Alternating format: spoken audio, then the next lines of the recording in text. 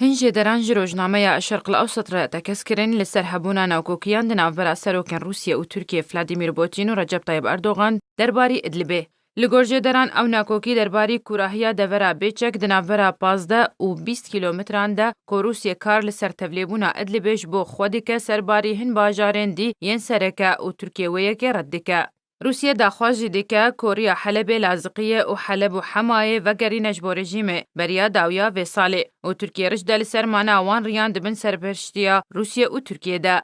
ناکوکی هروها درباری چارنویسا گروپین چکدار هیا که ترکیه دخواست وان و گوهزه دورین کردی و موسکو دخواست دکه شر گروپین بیانی بکه ین دنا وان گروپان ده. هر دو آلی هروها لسردما ریکفتنا سوچی که موسکو دخواست ریکفتنا که دمکی به مینا دورین کم کرنا آست شر لدرعای و غوطای شامی و حمسه و ترکیه دخواست دورک هردمی به مینا هر دو دورین دبن کنترولاوی ده. ترکیه و روسیه هروها هیوی دکن کولوت که یا روسیه و ترکیه و فرانسه و آلمانیا یا هیوابه آلیکار به دیچاره سرکرنا ناکوکیان درباری ادلبه.